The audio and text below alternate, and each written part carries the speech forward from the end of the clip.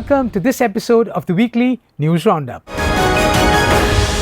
We move first to the talks that were held in Russia by the US negotiating team, which was in Moscow to speak with Vladimir Putin and his advisors on how to strike a deal on a ceasefire in Ukraine. Vladimir Putin accused European powers of preventing peace in Ukraine and threatened that Russia was ready for war as Donald Trump's envoy Steve Witkoff and his son-in-law Jared Kushner arrived for talks at the Kremlin on Tuesday evening. Moments before the closed-door meeting with Witkoff and Kushner, Putin made a series of hawkish remarks to reporters in which he accused European governments of sabotaging the peace process and said that European demands on ending the war in Ukraine were not acceptable to Russia. Europe is preventing the US administration from achieving peace on Ukraine, Putin said, adding, Russia does not intend to fight Europe, but if Europe starts, we are ready right now. Putin did not clarify which European demands he found unacceptable. Putin said of European powers, they are on the side of war.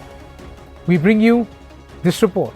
Meanwhile, the Ukrainian president, Volodymyr Zelensky, said he was awaiting signals from the U.S. delegation after its meeting with Putin.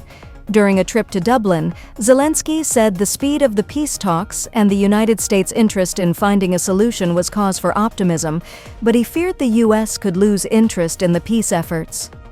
If somebody from our allies is tired, I'm afraid, he said. It's the goal of Russia to withdraw the interest of America from this situation. Nearly 4 years after Putin's full-scale invasion of his smaller neighbor, Steve Witkoff and Jared Kushner are grappling with an empowered Russia, plus Ukraine on the back foot with Kiev's troops, facing a dire manpower crisis and trying to cling on to strategic hubs. Russian President Vladimir Putin met with President Donald Trump's special envoy tasked with negotiating an end to Russia's war in Ukraine, as well as his son-in-law, for a constructive 5-hour meeting Tuesday. But more work needs to be done. Yuri Ushakov, a foreign policy advisor to Putin, said in a video the Kremlin posted online. Kyiv and its allies view Witkoff, the man whom Washington has sent to negotiate with Putin this week, with suspicion after a leaked phone call suggested he was advising Moscow on how to deal with Trump, according to a transcript published by Bloomberg News. Ushakov said in the Kremlin video that the meeting Tuesday was very useful, constructive, but that the sides agreed not to get into details about the negotiations. We specifically discussed territorial issues, without which we see no resolution to the crisis, he said. Witkoff presented the Russians with several documents. There was a document containing 27 points. We naturally reviewed it. However, we didn't work on the wording, and there were no discussions with our American colleagues about it, Ushakov said. He added, a compromise hasn't been found yet, but some American proposals seem more or less acceptable, but they need to be discussed. Some of the language we've been offered is acceptable. The work will continue. It is indeed one of the most important questions. Ushakov said that contacts would continue at the level of representatives, aides, and other representatives, but that no meeting between Trump and Putin was scheduled. Asked by a journalist whether an end to the conflict was now closer than before, Ushakov replied, no further, that's for sure, but there's still a lot of work to be done, both in Washington and Moscow. This has been agreed upon, and contacts will continue. Putin has never hidden his hardline demands. He has sought the capture of all of Ukraine's eastern industrial region of Donbass, comprising the contested Donetsk region and Russian-controlled Luhansk. Russia holds about 1/5 of Ukraine's territory. He has also called for Ukraine to be demilitarized, essentially rendering it defenseless, and a final peace settlement to be acknowledged in international law.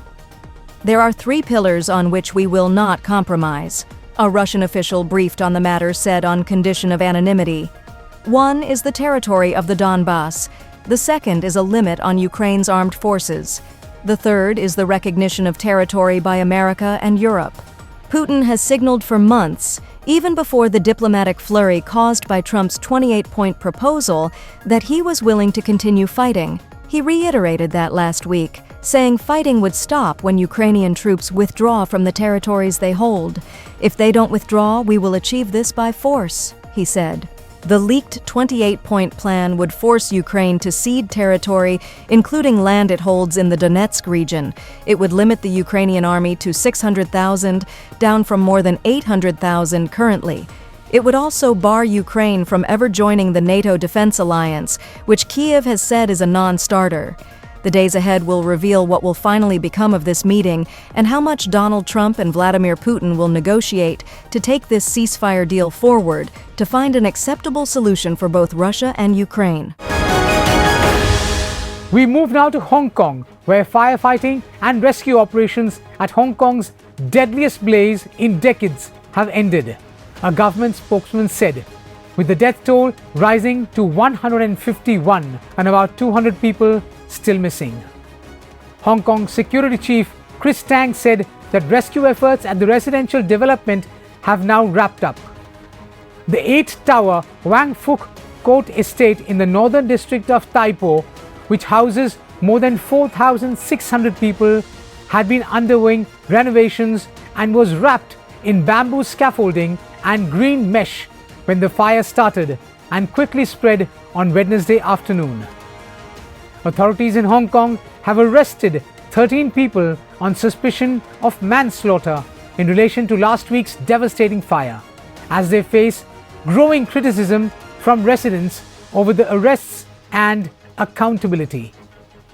Firefighters continued to work at the still smoldering complex.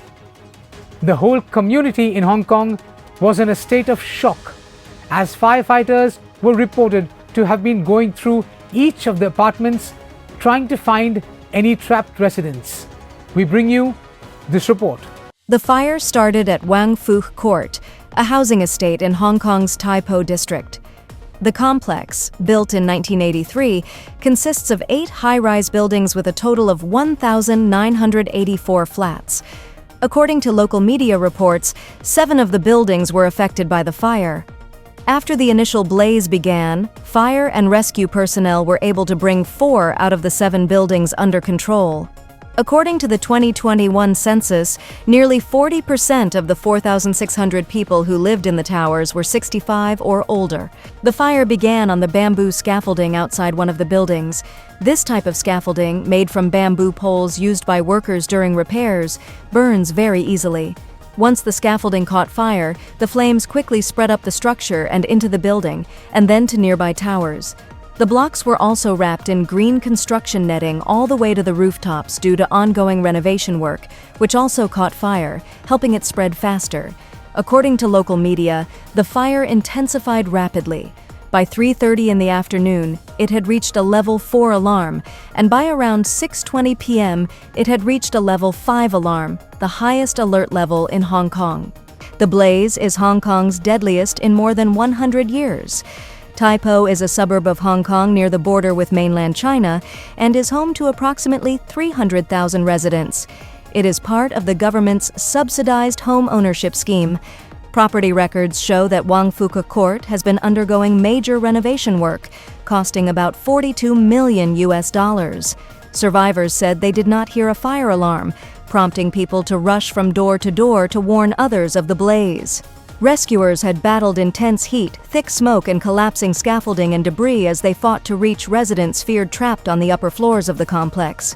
On Thursday, distraught family members were searching for their loved ones outside a shelter, one of 8 that authorities said were housing 900 residents. Authorities initially said most of the victims were found in 2 towers in the complex, while firefighters later found survivors in several buildings. 2 of the dead were Indonesian nationals working as domestic helpers, the Indonesian consulate said. Hong Kong has about 368,000 domestic workers, mostly women from low-income Asian countries who live with their employers. The fire is now Hong Kong's deadliest since 1948, when 176 people died in a warehouse blaze. Hong Kong's leader, John Lee, said the government would set up a 300 million Hong Kong dollar fund to help residents, while some of China's biggest listed companies announced donations.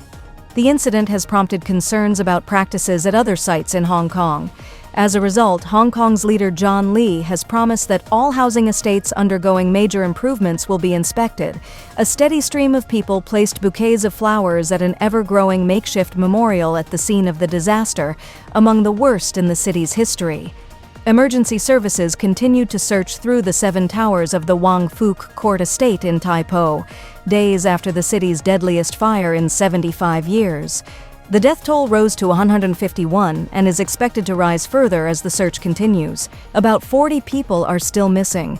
Officials said anti-corruption authorities had arrested 13 people over the disaster so far, including the directors and an engineering consultant of a construction company, and had immediately begun comprehensive investigation along the lines of manslaughter. As allegations of safety violations grow, alongside revelations that government authorities had issued multiple apparently unenforced warnings, residents have asked why no officials have yet faced consequences. Instead, 2 civilians were reportedly arrested by national security police. Floods in Indonesia, Sri Lanka, Thailand, and Malaysia have killed more than 1,140 people over the past week, following extreme weather brought on by 3 tropical cyclones. At least 631 people have been killed in Indonesia alone. With many areas across the island of Sumatra still inaccessible, the death toll is expected to rise. Many parts of the island have been buried in landslides following flash floods, which have made roads impassable and impeded search and rescue efforts. Residents said that the waters started to rise on Tuesday but subsided slightly before rising again on Wednesday following torrential rain overnight, until water, they said, was coming in through the windows. About 300 people took shelter in a local community center for the next 5 days, eating only the few basic necessities that panicked residents had been able to grab as they raced to escape the rising waters. We bring you this report. Flooding and landslides have killed more than 1,140 people across Indonesia, Sri Lanka, Thailand, and Malaysia following tropical storms in recent days, with efforts underway to help thousands affected by the extreme weather. Arriving in North Sumatra on Monday, Indonesian President Prabowo Subianto said the government's priority was how to immediately send the necessary aid. Indonesia's government has sent 2 hospital ships and 3 warships carrying aid to some of the worst-hit areas, where many roads remain impassable. Home Affairs Minister Tito Karnavian said the government was not fully prepared for the scale of the disaster. In Sungai Nyalo village, about 100 kilometers from West Sumatra's capital Padang, floodwaters had mostly receded on Sunday, leaving homes, vehicles, and crops coated in thick gray mud. Rescue workers in Indonesia are continuing to battle to reach victims in several devastated areas submerged by cyclone-driven torrential rain over the past week. The flooding is the deadliest event in Indonesia since a 2018 earthquake, and subsequent tsunami killed more than 2,000 people in Sulawesi. It has submerged homes, inundated agricultural fields, and triggered landslides across the region, though the true scale of the damage has yet to emerge. Some people clung to trees or stood on rooftops as they awaited rescue. Meanwhile, in Sri Lanka, the government has called for international aid and is using military helicopters to reach people stranded by flooding and landslides triggered by Cyclone Ditwa. A helicopter pilot tragically lost his life while making an emergency landing during a mission to support flood-affected communities in Lunawila, north of Colombo, Sri Lanka's Air Force said in a post on Facebook on Monday. Officials said the extent of damage in the worst affected central region was only just being revealed as relief workers cleared roads blocked by fallen trees and mudslides. President Anura Kumara Dissanayake, who declared a state of emergency to deal with the disaster, pledged to build back. "We are facing the largest and most challenging natural disaster in our history," Dissanayake said in an address to the nation. The extreme weather system has destroyed more than 25,000 homes and sent 1,47,000 people into state-run temporary shelters. Another 9,68,000 people required assistance after being displaced by the floods. Officials said the extent of the damage in the country's worst affected central region was only just being revealed as relief workers cleared roads blocked by fallen trees and mudslides. Troops from the Army, Navy, and Air Force have been deployed alongside civilian workers and volunteers to assist with the relief effort. The cyclone is Sri Lanka's deadliest natural disaster since 2017, when flooding and landslides claimed more than 200 lives and displaced hundreds of thousands. Rescue teams from India, Pakistan, Bangladesh, and Japan have arrived to assist with the emergency response, but officials say more support is needed. Moving now to Thailand, Thailand's health ministry estimates that more than 160 people were killed in the disaster across 9 provinces, but at least 110 of those died in Songkhla, where Hat Yai is located. As floodwaters receded, hundreds of people emerged on the streets, busying themselves by sweeping sludge out of their ground-floor homes and businesses. Others could only sit in stunned silence, staring at the mountains of waste that covered their neighborhood. Thai authorities on Monday said the death toll from ongoing flooding in the south of the country had risen to at least 176 people. The government has rolled out relief measures, but there has been growing public criticism of the flood response, and 2 local officials have been suspended over their alleged failures, according to AFP. The anger at authorities was palpable in District 8 and across Hat Yai City. 24-year-old Chonticha Darachot said she was trapped on her open-air roof for 2 days with her 4-year-old daughter, Thanchanok, who was becoming sicker by the hour. She said she called the helpline to get rescued. Every day they would pick up my calls, but nobody came to rescue us. I called the army. They took my calls, but nobody came.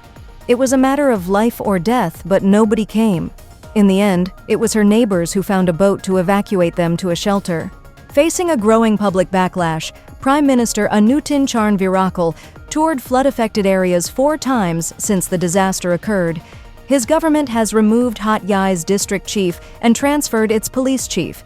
He has also apologized and approved more than $225 million in funds to help flood victims. That money is desperately needed. More than 33,000 homes have been damaged in Hat Yai and its surroundings, as well as hospitals, schools, and more than 700 kilometers of roads, according to Thailand's Geoinformatics and Space Technology Development Agency. This week's floods and landslides are the latest extreme weather events to devastate Southeast Asian countries in recent weeks, including 2 typhoons that hit the Philippines within a week of each other last month, killing at least 242 people. We take you now to the first international visit of Pope Leo XIV, which was to Turkey and to Lebanon. One of the most historic aspects of this visit was that it is also the 1700th anniversary of the first ecumenical council in the Church's history, which was the Council of Nicaea. Pope Leo prayed with leaders of various Christian churches in Nicaea, modern-day Iznik, which is in Turkey, and invited all Christians to follow the paths of fraternal encounter, dialogue, and cooperation. The ecumenical prayer service took place on the 2nd day of the Pope's apostolic journey to Turkey. We bring you this report. Pope Leo's visit comes as Turkey, a country of more than 85 million predominantly Sunni Muslims, has cast itself as a key intermediary in peace negotiations for the conflicts in Ukraine and Gaza. Ankara has hosted rounds of low-level talks between Russia and Ukraine and has offered to take part in the stabilization force in Gaza to help uphold the fragile ceasefire. Turkey's growing military weight, as NATO's largest army after the US, has been drawing Western leaders closer to Mr. Erdogan, even as critics warn of his crackdown on the country's main opposition party. Some said they thought the visit by history's first American pope was about advancing the interests of the United States, or perhaps to press for the reopening of a Greek Orthodox religious seminary that has become a focal point in the push for religious freedoms in Turkey. Later, Pope Leo visited the famous Blue Mosque in Istanbul. The Blue Mosque is officially named for Sultan Ahmed, leader of the Ottoman Empire from 1603 to 1617, who oversaw its construction. It is decorated with thousands of blue and turquoise ceramic tiles and receives millions of visitors each year. Pope Francis prayed there in 2014, and Pope Benedict XVI did so in 2006. The papal visit to Turkey and Lebanon had been planned by late Pope Francis, but its theme of building bridges was embraced by Pope Leo from the moment he stepped on the balcony of St. Peter's Basilica after his election in May. At the start of his trip, he warned that the world should not give in to a heightened level of conflict on the global level, adding that the future of humanity is at stake. The pontiff was seen bowing as he entered the building, but it is reported he did not pray at the mosque, as his two predecessors had done. The Vatican said in a statement Pope Leo undertook the tour in a spirit of reflection and listening, with deep respect for the place and for the faith of those who gather there in prayer. The main impetus for Pope Leo to travel to Turkey is to mark the anniversary of the Council of Nicaea, Christianity's first ecumenical council. The Pope prayed with Ecumenical Patriarch Bartholomew, spiritual leader of the world's Orthodox Christians, at the site of the AD 325 gathering in today's Iznik in northwestern Turkey, and signed a joint declaration in a visible sign of Christian unity. He was welcomed to St. George's Cathedral in Istanbul by the head of the Eastern Orthodox Church, Patriarch Bartholomew I. In his address, the Pope thanked Patriarch Bartholomew I, Ecumenical Patriarch of Constantinople, for his great wisdom and foresight in calling for church leaders to celebrate this important anniversary together. He also expressed appreciation to the heads of churches and representatives of Christian world communions for attending the event. Pope Leo recalled that the Council of Nicaea was held in AD 325, saying it invites all Christians, even today, to ask ourselves who Jesus Christ is for us personally. This question is especially important for Christians, he said, who risk reducing Jesus Christ to a kind of charismatic leader or superman, a misrepresentation that ultimately leads to sadness and confusion. The council was held to respond to the Alexandrian priest Arius's claim that Jesus was only an intermediary between God and humanity, saying he was not fully divine and ignoring the reality of the incarnation.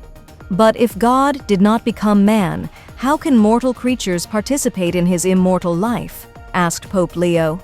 What was at stake at Nicaea and is at stake today is our faith in the God who, in Jesus Christ, became like us to make us partakers of the divine nature. The Council of Nicaea, he said, agreed upon the Christological confession we now call the Nicene Creed, which is professed by all Christian churches and communities. Pope Leo added, saying, "Faith in one Lord Jesus Christ, the only begotten Son of God, born of the Father before all ages, consubstantial with the Father, is a profound bond already uniting all Christians." Finally, Pope Leo prayed that God the Father may help the commemoration of the anniversary of the Council of Nicaea bear the abundant fruits of reconciliation, unity, and peace. As the prayer service concluded, the leaders of Christian churches and communions prayed the Nicene Constantinopolitan Creed together. Over the past few decades, hundreds of thousands of Christians have left parts of the Middle East for good, driven by wars and the rise of Muslim extremists. In Lebanon, it has been different. Despite the many crises that have battered the small nation, Christians continue to enjoy religious freedom and significant political influence. Pope Leo's visit to Lebanon over the weekend is a recognition of the importance of Lebanon's religious pluralism and a message to Christians not to abandon the region. Pope Leo arrived in Lebanon on Sunday as part of his first overseas trip as Pope. He met Lebanese President Joseph Aoun, the Arab world's only Christian head of state, and addressed diplomats and officials at the presidential palace. Blessed are the peacemakers. You are a people who do not give up. We need to clarify and resolve everything. Instead, mutual dialogue, even amid misunderstandings.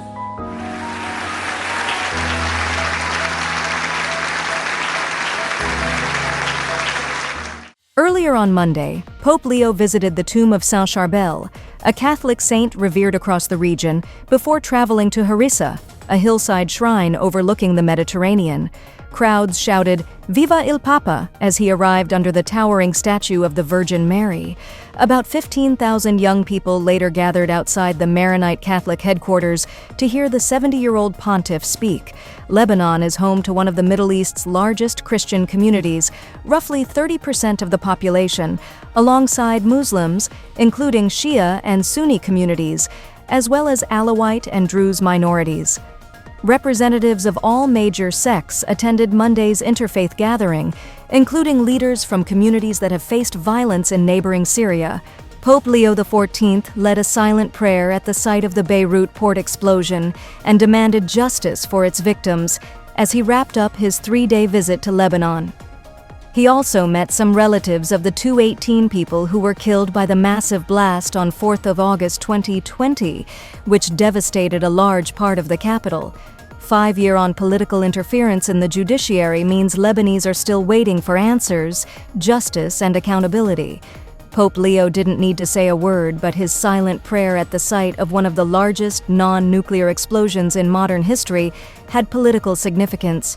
Later, the Pope said he was deeply moved by his visit to the port and shared the thirst for truth and justice of so many families, of an entire country.